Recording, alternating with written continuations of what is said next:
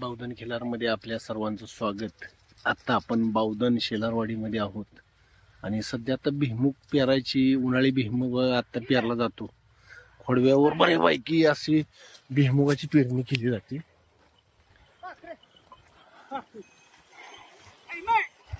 तर हे असं भुईमुगाला सारं लगेच पाठीमागं ओढली जातात, लगेच भिजवायला लागणार।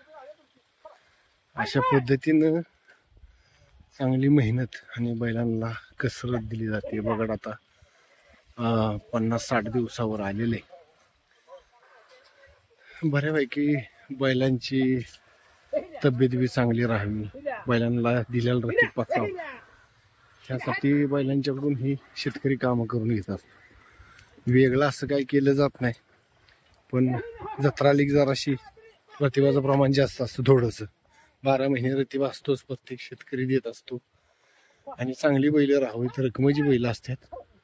तर जाणून घेणार आहे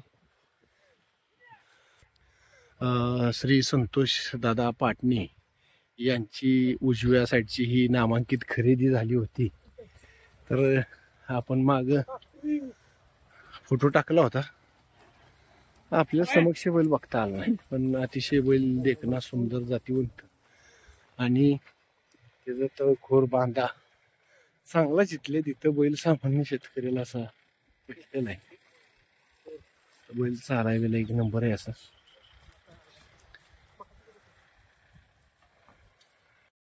नमस्कार, माझं नाव महेश निंबाळकर, राहणार व्याजवाडी बावधन। हा बैल आमचे मित्र संतोष पाटणे यांनी वामनशेठ गायकवाड यांच्याकडून खरेदी केलाय। आणि बैलाची पारख कशा पद्धतीने? पारख म्हणजे म्हणायचं झालं तर बैलाचं शिंग, तोंड, गवंड, वरचा बावरा, पाय, तळखूर, शेपूट, बैलाची जाजगूत, परत बैलाची तब्येत, अशा पद्धतीने बघून हा बैल त्यांनी पसंत केला। बरं, किती दिवस झाला बैल आणलेला 8 दिवस झालं, 8 दिवस। आणि आता सध्या बैल तुम्ही आता अजून झुपला की ह्याच्या अगोदर झुपला? नाही, आणला त्यावेळेस झुपला, पण थोडक्या कामासाठी झुपला। आता जरा पेरणी कसाची होती, त्यांना म्हटलं या बैल घेऊन आपण झुपू। ती एका पायावर तयार झाली, बैल बावधनवरून घेऊन इकडे व्याजवाडीत आली। कसं काय चालतोय का? बैल एक नंबर चालायला आहे, बैलाला सुगरावा चांगला आहे, फण सोडत नाही, शिवळतनं बाहेर निघत नाही। बरं, बैलाची पारख कशा पद्धतीने केली जाते? बैलाची पारख म्हटलं तर बैलाचं पहिल्यांदा शरीर बघायचं। शरीर पहिल्यांदा बघितल्यानंतर बैलाला आजार आहे का कुठला ते बघणं महत्वाचं आहे। बैलाचे डोळे बघायचे पहिल्यांदा, दात बघायचे, तोंड बघायचं आतून, पाय, छाती बघायची, चौक बघायचा।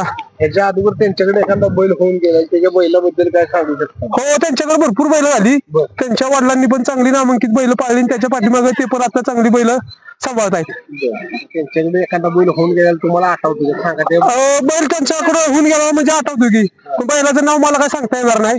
पण त्यांच्याकडे एक टोका बैल होता, बुजीर बैल होता चांगला नामांकित, बघा ते भरपूर चांगलं काम करायचा। आणि काय बगाडाची यंदा तयारी कशी काय? बगाडाची तयारी यंदा आजपर्यंत बगाड भरपूर म्हणजे चांगल्या पद्धतीने झाली, पण ह्या वर्षी जरा माहोल वेगळाच आहे बगाडाचा। ह्यावेळेस बैलांची संख्या पण भरपूर वाढलेली आहे आणि नवीन पिढी पण आता भरपूर पद्धतीने त्यात सामील झालेली आहे आणि चांगल्या पद्धतीने बैलांची जोपा करते आणि बैलांवर पूर्ण लक्ष चांगल्या पद्धतीने देते। बैल सकाळी झोपलेत की 11 वाजता। त्यांच्या बैलाचं नाव काय म्हणलं मग? बैजा म्हणून नाव होतं त्यांच्या बैलाचं, बिरजा। बिरजा कसं काय काय करत होता बैल समाजात? बैल म्हणजे शेती घरी सांभाळायला एकदम शांत, आणि बैल समाजात गेला की चांगला पवित्र दाखवायचा, चांगल्या पद्धतीने समाजात काम करायचा, बगाड चांगल्या पद्धतीने वाढायचा। बिंदूर म्हटलं की बैल दोन्ही पायावर कायम उभा राहायचा त्यांचा। कुठलं घेतलेलं काय माहिती नाही? त्यांनी चौड कुठं आणला? हा, वामन गायकवाडाकडून दांडाला आपण बैल 5 वर्ष ओढली वाटतं। हो, दुर्वी चांगल्या पद्धतीने त्या बैलानं 4 वर्ष चांगलं काम केलं दुर्वी।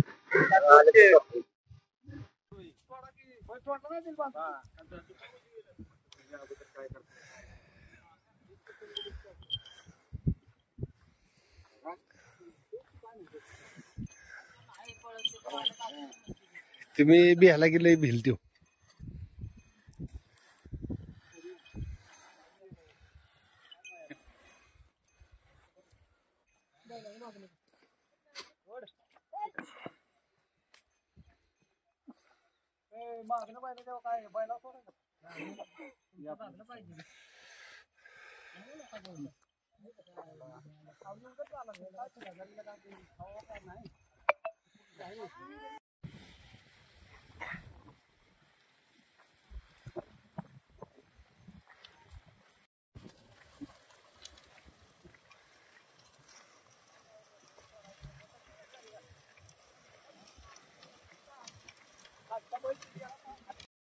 घेतलं व्यापार